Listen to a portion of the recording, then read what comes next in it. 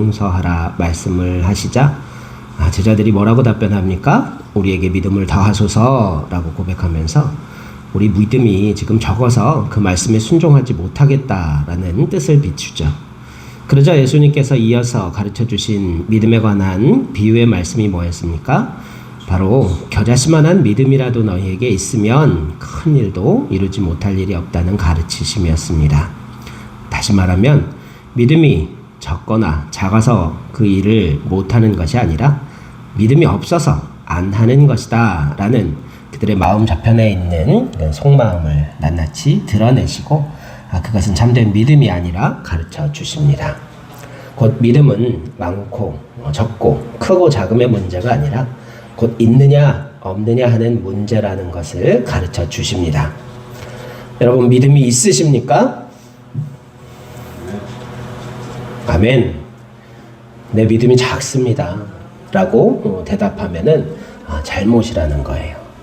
우리 믿음이 조금이라도 있다면 예수 그리스도께서 다시 사셨고 우리를 구원하시기 위하여 하나님께서 보내주신 하나님의 아들이시라는 사실을 우리가 믿는다면 우리는 그 믿음 안에서 능치 못할 일이 없는 하나님의 사람들인 줄로 믿습니다.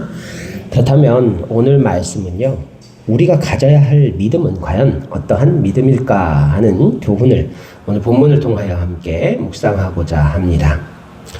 오늘 본문 이외에도 사도행전 14장 9절 말씀에 보면요, 구원받을 만한 믿음에 관련된 말씀이 등장해요. 바울이 루스드라라는 장소에서 나면서부터 발을 쓰지 못하는 그러한 사람에 관한 치유의 기적 이야기인데요. 사도 바울이 그를 바라보고서는 구원받을 만한 믿음이 그에 있는 것을 보고 그리고서 그의 병을 치료해 주었다는 사건이 기록되어 있습니다.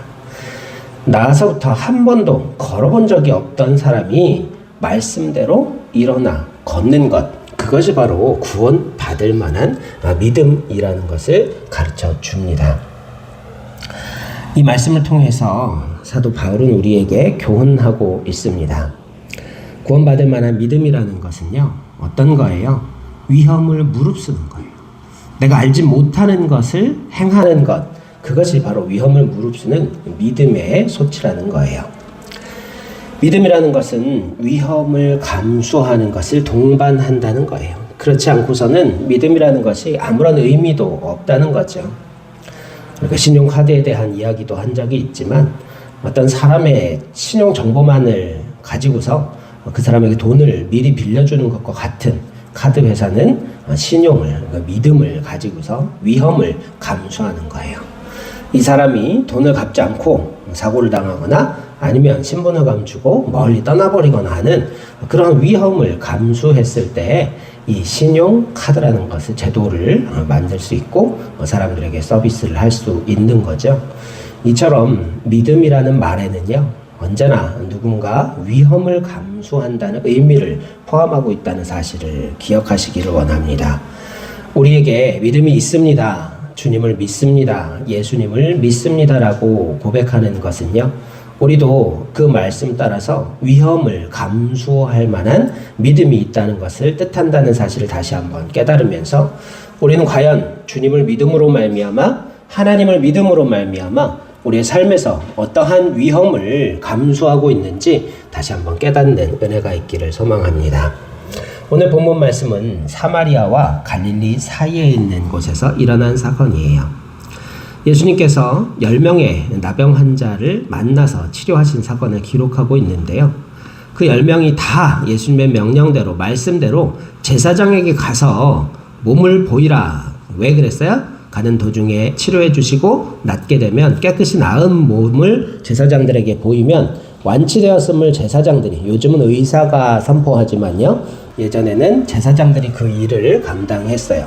그래서 이 사람은 나병이 완전히 치유되었습니다, 나병으로부터 완전히 해방되었습니다라고 선포해 주어야만 다시 사회생활을 할 수 있고 나병 환자가 아닌 일반인으로서의 삶을 누릴 수 있었던 시대였다는 거예요.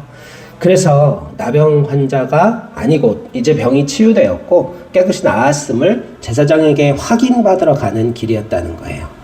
가는 길 도중에 자기들의 몸이 나은 것을 이들이 스스로 깨닫게 되죠.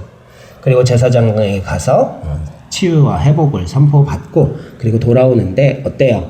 나은 것을 깨달은 단 한 명만이 하나님께 그 자리에서 영광을 돌리고 치료해 주신, 선포해 주신 예수님께 다시 돌아와서 감사의 인사를 드리죠. 그 사람을 보고 예수님께서 뭐라고 말씀하셨어요? 10명이 다 고침을 받지 아니하였느냐? 나머지 9명은 어디로 갔느냐? 물으시면서 이 돌아온 이방인 한 명만이 참된 감사하는 믿음을 가졌다라고 말씀하시면서 뭐라고 선포하세요? 가라, 내 믿음이 너를 구원하였느니라 하고 구원을 선포하셨어요. 바로 이 10명 중에 한 명 이방인이 가졌던 믿음이 구원받을 만한 믿음이었다는 것을 우리는 알 수가 있어요. 그의 믿음이 다른 9명과 달랐던 것은 어떤 것이었습니까? 바로 감사하는 믿음이었다는 거예요. 그가 다른 9명과 또 다른 조건이 뭐였어요? 그만이 감사드렸던 이유가 뭘까요? 그는 이방인으로 철저히 이스라엘 사람들에게 무시당하고 그리고 함께 먹지도 마시지도 못하는 흡사, 개처럼 취급당하던 이방인, 그 중에서도 사마리아 사람이었다는 거예요. 바랄 수 없는 중에 유대인으로 왕으로 오신 예수님께서 그의 병을 치료해 주셨다는 그 놀라운 은혜에 감사함으로 말미암아서 오직 그 한 사람만이 다시 예수님 앞으로 돌아와서 감사의 인사를 드렸다는 거예요. 참된 감사는 어디에서 비롯되는 거예요? 내 노력과 수고 때문에 얻은 은혜가 아니라는 거예요. 그렇다면 그것은 이미 은혜가 아니죠. 노력의 대가일 뿐인 거죠. 그가 감사할 수 있었던 이유는 어때요? 바랄 수 없는 중에 받은 은혜였기 때문에. 그래서 그는 다시 돌아와 감사드릴 수 있었던 거예요. 구원받을 만한 믿음이라는 것은요, 첫 번째로는요, 그 10명 모두가 가지고 있었던 거예요. 예수님의 긍휼을 소리 높여 구하는 믿음이죠. 당시 나병 환자가 어때요? 일반인 군중 틈에 몰래 섞여 들어와 있어요. 그러면 어떻게 돼요? 그가 나병 환자라는 사실을 군중들이 알게 되면 나병 환자다 그러면서 소리를 지르고 돌을 던져서 죽여도 문제가 되지 않는 그런 사회였다는 거예요. 왜? 나병이 다 전염병이라고 생각했기 때문에 사람들과 격리해야만 했다는 거죠. 그래서 많은 군중들이 예수님을 쫓아다녔는데 그 많은 군중들 사이에서 예수님께 치료해달라고 소리 높여 구하는 건 뭐예요? 죽음을 무릅쓴 그러한 위험을 감수한 믿음이라는 거예요. 왜? 예수님께서 자기들을 고쳐주실 것이다. 혹은 고쳐주실 수도 있을 것이다 라는 작은 믿음이라도 그들이 가지고 있었기 때문에 목숨을 걸고 소리를 높여서 예수님께 구했다는 거죠. 우리 역시 믿음 생활할 때 이러한 간절한 기도가 있어야 할 줄 믿습니다. 목숨을 걸고 구하는 믿음이 있어야 할 줄 믿습니다. 위험을 무릅쓰고 소리 높여 구하는 믿음.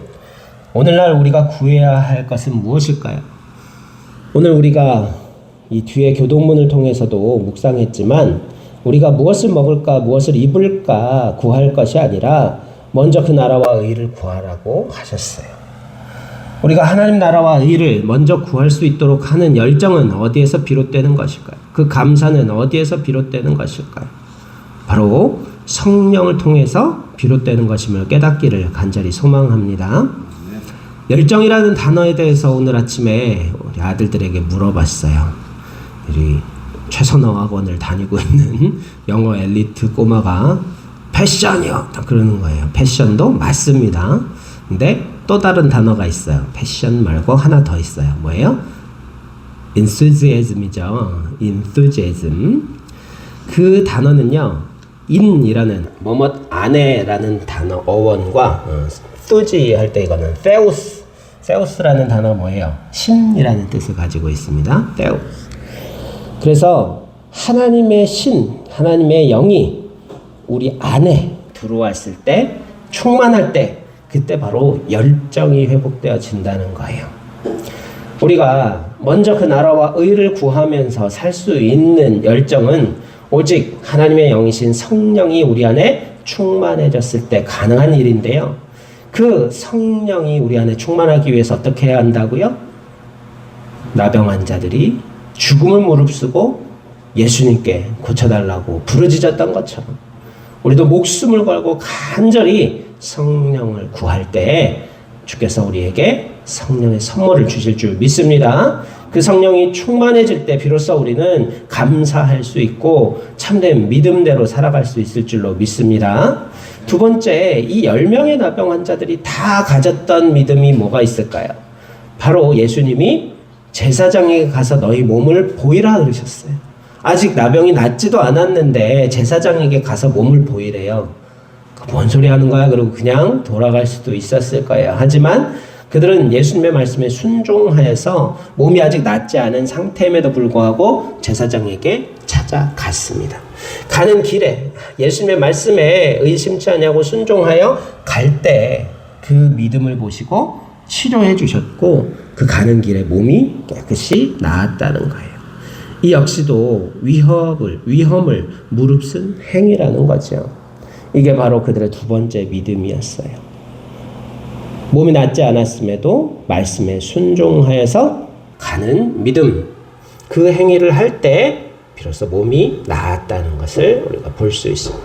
우리가 믿음 생활할 때 이게 참 중요한 태도예요. 왜 이런 말씀을 내게 허락하셨을까? 왜 이런 명령을 내게 내리시는 걸까? 왜 이게 하나님의 뜻이라고 가르쳐 주시는 걸까?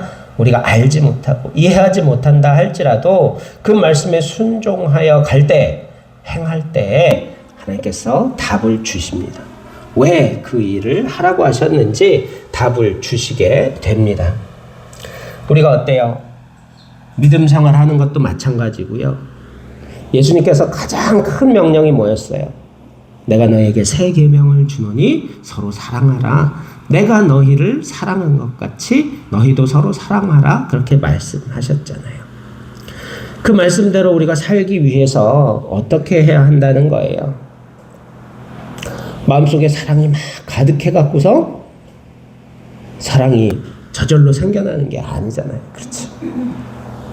때는 눈에 넣어도 아프지 않을 것 같은 자식들도요, 앞에서 너무 미운 짓 할 때가 많아요.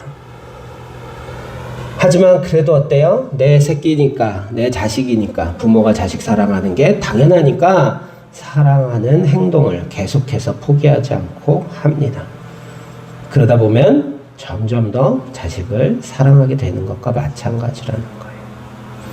하나님의 말씀이 이해되지 않는다 하더라도 말씀대로 순종하여 갈 때, 행할 때 그 말씀의 비밀을, 명령의 이유를 우리에게 가르쳐 주시고 깨닫게 하시고 그 순종을 통하여서 하나님의 역사를 이루어 가시는 하나님의 비밀을 깨닫고 순종하는 은혜가 있기를 소망합니다. 세 번째로 결정적으로 이 10명의 나병 환자 가운데 단 한 명만 독특한 행동을 했어요. 뭐예요? 하나님께 영광을 돌리고 예수님께 돌아와 감사하는 믿음을 가졌다는 거예요. 이 9명도 하나님께 영광을 돌렸을지는 모르겠어요. 하지만 하나님께 영광을 돌리는 구체적인 방법은 뭐예요? 다시 돌아와 예수님께 감사하는 것이 결정적 차이였다는 거죠. 여러분, 믿음의 원동력은 감사인 줄로 믿습니다. 하나님께서 우리에게 베푸신 구원의 은혜에 참으로 감사함으로 말미암아 우리는 비로소 참된 믿음의 삶을 살아갈 수 있게 된다는 것을 깨닫기를 간절히 소망합니다. 우리가 이 믿음을, 감사하는 믿음을 가질 때 비로소 우리의 삶이 풍요롭게 하나님의 은혜로 채워질 줄 믿고 또 그 믿음만이 구원을 받을 수 있는 믿음이라는 사실을 깨달으면서 하나님께서 이미 우리에게 베푸신 모든 은혜에 감사하는 놀라운 은혜가 있기를 간절히 소망합니다. 우리가 감사하기 위해서는 어떻게 감사할까요? 성경에 대표되는 감사의 인물이 너무나 많이 있지만요. 우리가 한 명 먼저 생각해 보면 다니엘이 있어요. 다니엘은 어때요? 믿음대로 살아가는 충성된 하나님의 자녀였지만요. 그가 포로로 사로잡혀가죠. 하지만 그가 포로로 사로잡혀간 그곳에서 목숨의 위협을 무릅쓰고 하루 3번 예루살렘을 향한 창문을 열어놓고서 감사의 기도를 드렸다고 성경은 기록하고 있습니다. 사자굴에 던져질 위협을 무릅쓰고 그는 창문을 닫아놓고 몰래 기도할 수도 있었겠지만 당당히 예루살렘을 향한 창문을 열어놓고 하나님 앞에 감사하는 믿음을 가졌다는 거예요. 또한 신약성경에서 사도 바울이 감사의 사람이죠. 감옥에 갇혀서 하나님의 말씀대로 순종하여 복음을 전파하는 삶을 살았음에도 불구하고 사람들에게 핍박을 당하고 감옥에 갇혀서 가진 곤욕을 당할 때에도 그는 편지를 쓰면서 뭐라고 고백합니까? 내가 교회들을 생각할 때마다 하나님 앞에 감사하노라 하고 고백하고 있다. 교회가 생각날 때마다 감사한다 라고 감옥 안에서조차 고백하였던 바울처럼 감사라는 것은 상황과 여건이 허락된다고 좋은 상황 가운데에서만 감사하는 게 아니라 어때요? 비록 악조건 속에서도 우리는 현실 때문에 감사하는 것이 아니라 어때요? 이 현실 이후에 다가올 하나님의 은혜를 미리 바라보며 감사하는 것이 참된 감사라고 성경은 우리에게 교훈합니다. 오늘 우리가 그리스도인으로서 구원받기에 합당한 믿음, 가져야 할 감사의 자세는 어때요? 현재의 상황과 여건 안에서 그것을 바라보고 감사를 못하고 불평하는 삶이 아니라 하나님께서 이 시련과 아픔을 통하여 이루어 주실 놀라운 은혜를 미리 바라보고 감사하는 것, 그것이 참된 감사의 사람인 줄로 믿습니다. 10명의 나병 환자가 다 나음을 받았지만 단 한 명 사마리아 사람 이방인이었던 그만이 돌아와 주님 앞에 무릎 꿇고 감사했던 것처럼 우리도 주님께서 우리의 삶에 베푸신 크신 은혜, 놀라운 그 은혜에 감사하면서 늘 먼저 감사하는 감사의 사람, 구원받기에 합당한 믿음을 가진 참된 믿음의 자녀들이 되시기를 간절히 축원합니다. 기도드리겠습니다. 은혜와 사랑이 충만하신 생명의 하나님, 우리가 감사를 잊고 늘 불평과 불만 속에서 살았음을 고백합니다. 주님, 우리는 과연 구원받을 만한 온전한 믿음을 가지고 있는지, 10명의 나병 환자 중에 단 한 명 사마리아 이방인만이 예수님 앞에 돌아와 감사함으로 말미암아 내 믿음이 너를 구원하였노라 선포하여 주셨던 것과 같이 우리도 감사함을 통하여 구원받기에 합당한 온전한 믿음의 삶 살아갈 수 있도록 인도하여 주옵소서. 포로로 사로잡혀 가서도 목숨을 걸고 하루 3번 하나님 앞에 감사하였던 다니엘처럼 주님, 또한 감옥에 갇혀서조차 교회들을 생각할 때마다 감사하였다고 고백하였던 사도 바울처럼 어떠한 상황과 여건 가운데에서도 오직 감사함으로 말미암아 구원받는 온전한 믿음의 백성들 될 수 있도록 한 주간도 성령으로 충만케 하여 주시기를 소망하오며 우리 구주 예수 그리스도의 이름으로 감사기도 드리옵나이다. 아멘.